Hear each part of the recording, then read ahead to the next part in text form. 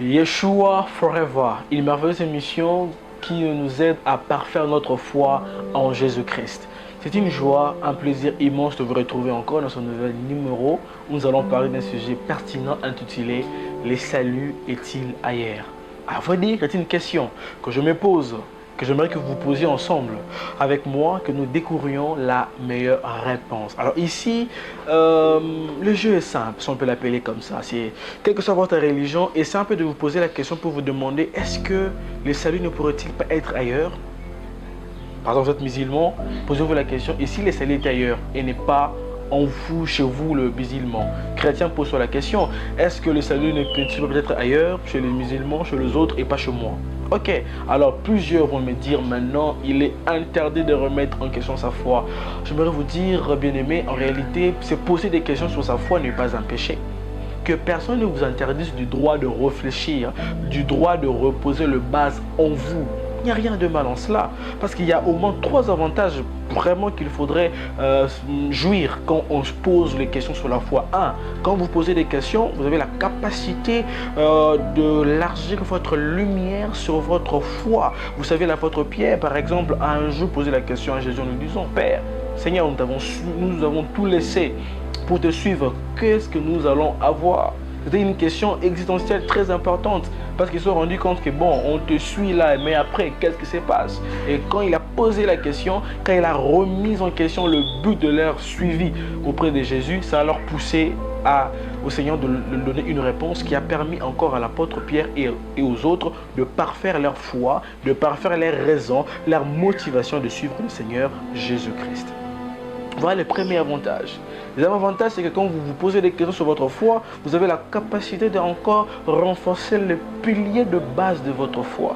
Et troisièmement, quand vous vous posez des questions sur votre foi, vous avez la capacité de vérifier la fiabilité du contenu du message de votre religion, de votre foi, afin de vous demander si vous devez continuer ou carrément arrêter. Parce que voici les dangers maintenant de ne pas se poser les questions sur sa propre foi. 1. Vous allez voir, en fait, en réalité, déjà d'une manière générale, lorsque vous ne vous posez pas de questions sur votre foi et que vous êtes tout oui, tout amen, il arrivera une seule chose, tôt ou tard, vous allez abandonner votre foi. Alors, comment ça va se passer? Il y aura d'abord des phénomènes que vous allez vivre qui vont dépasser votre entendement. Alors quand ces phénomènes vont être tellement troublants pour vous et que vos questionnements n'auront pas de réponse, ça vous conduira peu à peu à l'abandon de la foi. Par exemple, pourquoi le mal existe? Est-ce que Dieu vraiment est bon? S'il est bon, pourquoi il permet que le malheur existe? Pourquoi il permet la famine et ainsi de suite? Alors vous poserez tellement de questions. Alors vous allez vivre des choses dans votre vie, des expériences que vous n'allez pas comprendre. Et quand vous n'avez pas de réponse déjà préparée en avance, qui vous permettra de bien solidifier votre foi, vous allez vous ébranler. Deuxième danger, vous allez vivre, deuxième conséquence que vous allez avoir de questionnements qui n'auront pas des réponses. Cette fois-ci, non seulement sur des phénomènes vécus, mais cette fois-ci sur le pourquoi les autres ont un fonctionnement différent de vous. Vous voyez un peu? Et ça peut arriver même que vous puissiez arriver à apprécier plus ce que les autres font. Vous allez voir, vous tombez sur une vidéo TikTok, YouTube, Instagram et vous appréciez les autres. Et cette envie-là, vous vous dites, mais pourquoi ils font ça et pas nous? J'aimerais faire ça là-bas comme les autres. Pourquoi chez nous on interdit ceci et là-bas on n'interdit pas? Alors peu à peu, vous commencerez à être séduit et vous commencerez à abandonner votre foi. Et puis vous allez encore avoir cette fois-ci, encore troisièmement comme conséquence, la perte du sens du salut. Le salut en réalité a pour essence vraiment sémantique de pouvoir épargner l'esprit de l'humain de la damnation. Alors vous allez voir maintenant, lorsque vous n'avez pas de raison convaincante en vous-même, après votre remise en question de la foi, afin de la parfaire, vous allez maintenant vous changer le but ou l'essence du salut. Vous allez voir par exemple, vous allez vous dire, bon, peut-être le monde propose mieux. Peut-être la liberté de faire tout ce que je veux, manger, fumer, boire comme je veux. Pour moi, c'est une liberté, donc voilà mon salut. Donc peu à peu, par manque de prise de conscience, par manque de lumière sur votre foi commencera peu à peu à s'altérer, peu à peu à disparaître. Et vous allez soit totalement abandonner votre foi, ou soit totalement ou soit partiellement l'abandonner. C'est-à-dire que dans la forme, vous irez toujours dans vos églises, dans vos paroisses, mais dans le fond, vous ne serez plus du tout attaché à votre foi. Vous voyez un peu le danger qui attendent tous ceux qui ne se posent pas la question sur leur foi. Alors voilà pourquoi aujourd'hui, on se pose la question ensemble. Alors, nous allons être vraiment sans parti pris. Déjà, la foi ou encore la religion n'est pas un élément scientifique pour qu'on puisse le traiter par de preuves scientifiques, mais en réalité, nous pouvons, des éléments qui, en fait, en réalité, sont aussi importants, qui peuvent aussi être jugés utiles. Par exemple, la fiabilité du contexte historique, la fiabilité du texte sacré de la religion et beaucoup d'autres éléments nous peuvent nous permettre, en dehors de preuves scientifiques, de pouvoir attester la fiabilité d'une religion ou une autre. Alors je vais vous proposer en ce moment 4 éléments simples qui nous permettront de pouvoir remettre en question toute forme de foi, afin de savoir où est-ce que le salut réellement se retrouve. Vous savez, le salut est comme un produit commercial, c'est presque un peu comme un médicament que beaucoup de pharmacies proposent. Alors vous êtes le malade. Nous sommes le malade, mais on a besoin de savoir laquelle bonne pharmacie propose le médicament efficace. Alors, il est important de savoir que quand on a plusieurs pharmacies, il y aura forcément marketing. Tout le monde voudra faire la publicité sur son produit. Tout le monde voudra vous convaincre que non, c'est elle qui vend le meilleur produit, qui va vous guérir. Mais en tout cas, cet instant, on ne va pas du tout faire du marketing pour une quelconque religion, mais on va laisser les éléments, certes qui ne sont pas des preuves scientifiques, mais des éléments pouvant être pris en compte, que nous allons traiter ensemble sans parti pris pour nous aider à découvrir laquelle propose réellement le véritable salut pour l'homme. Commençons par le témoignage. Nous avons dans le monde entier l'islam, le christianisme, le judaïsme, l'hindouisme, le bouddhisme, les 5 religions qui priment le plus, même s'il y en a de plusieurs. Nous avons le zoroastrisme, nous avons le New Age qui est apparu, même la Rose-Croix, une religion, il semblerait. Donc on a beaucoup de formes de religions qui naissent dans le monde jusqu'à aujourd'hui. Mais les 5 la priment en réalité. Et sur base de témoignages reçus de gens sans parti pris, faites des recherches, vous allez voir par rapport aux personnes qui ont senti réellement leur vie être transformée, qui ont senti en eux vraiment qu'ils comprenaient le but de leur vie. Le christianisme bat tous les records. Vous pouvez le vérifier, vous avez Google, réfléchissons ensemble, tapez, faites de recherche, vous allez voir par rapport aux témoignages recueillis dans le monde entier, aucune religion, aucune foi, pour mieux dire, ne propose un recueil de témoignages aussi percutant, puissant de la transformation de la vie des hommes comme la foi chrétienne, la foi en Jésus-Christ. Deuxièmement, nous avons la démonstration de la puissance. On doit se dire la vérité. Nous sommes dans un monde qui a beaucoup de malades, beaucoup de problèmes et beaucoup de difficultés. Et dans ce monde ici, voyons ensemble, il n'y a aucune religion qui voudra garder sa puissance pour elle-même. Elle voudra l'exprimer, le manifester pour encore plus attirer les gens, parce que la religion déjà d'office n'est pas conçue pour détruire, mais pour construire, aider. Donc si on a de quoi aider, on ne va pas le cacher, on va le manifester. Enfin, des recherches de la même manière, vous allez voir qu'il n'y a pas une foi comme la foi chrétienne dont dans la démonstration de la puissance de passe aucunement.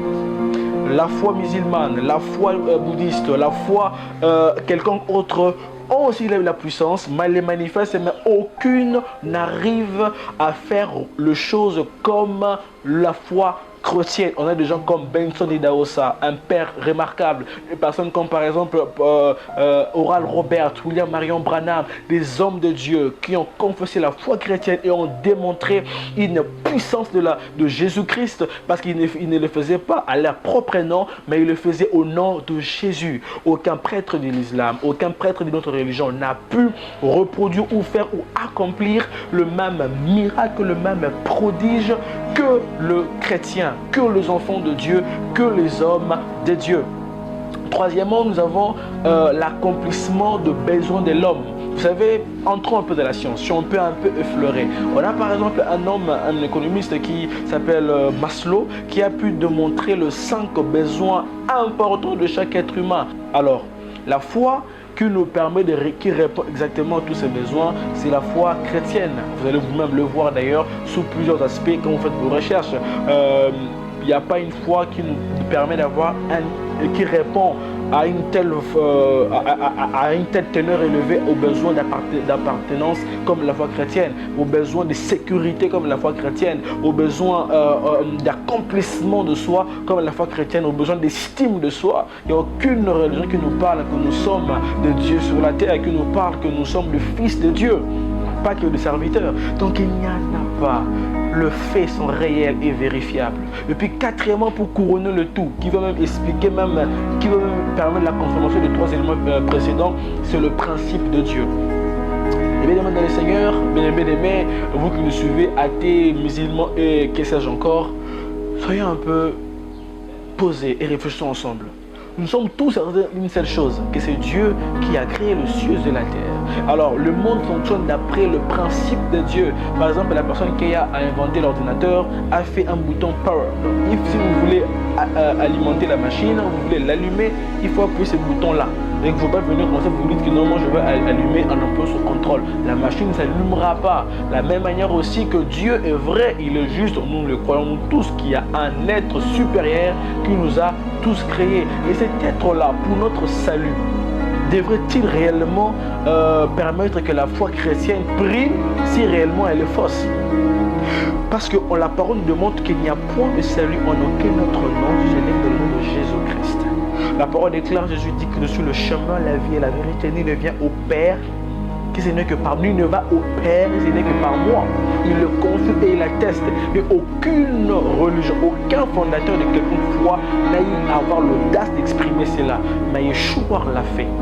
Et nous voyons par les 3 éléments précédents, notamment liés au témoignage, notamment liés à la puissance, notamment liés aux besoins existentiels de l'homme, la foi chrétienne le répond à une teneur extraordinaire. Alors si le Père de l'univers savait que la foi chrétienne était fausse, allait l'éteindre et primer mieux pour nous. Parce que mes amis, Dieu savait. Dieu a pensé à nous.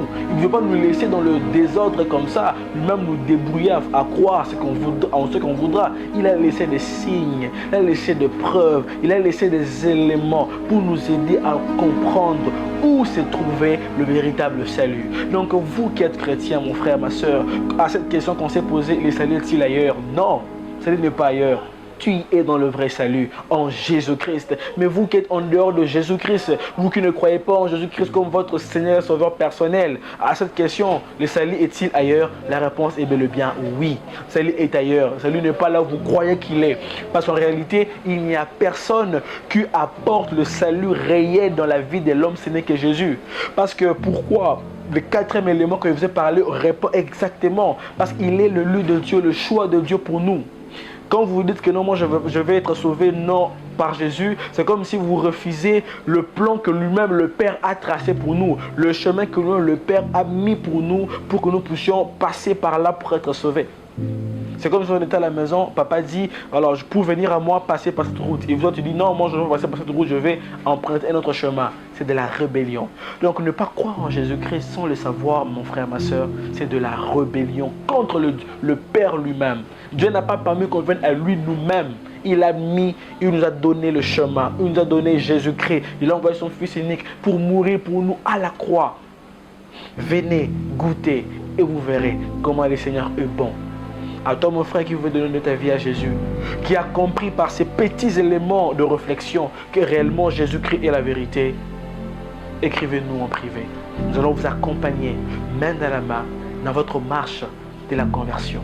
Car il suffirait d'ailleurs de quelques minutes, de quelques convictions vous-même pour être sauvé. Car le salut en Christ est gratuit. Le Christ n'attend pas, d'ailleurs c'est ce qui fait la différence avec toute autre religion. Le Christ n'attend pas des actions, des efforts pour t'accorder le salut, mais t'accorder le salut même avant que tu n'aies fait le moindre effort. Parce qu'en Christ, nous avons ce qu'on appelle la grâce, qui n'est nulle part ailleurs. La grâce d'être sauvé sans effort. La grâce d'être sauvé sans prouver qu'on mérite le salut. Quel que soit votre état, meurtrier, impudique, quel que soit votre état, le Christ vous attend et vous aime tel que vous êtes. Et en lui, vous découvrirez le vrai amour et la grâce d'être sauvé de la damnation. Qu'Adonai vous bénisse et que Yeshua demeure votre Seigneur et Sauveur. Shalom.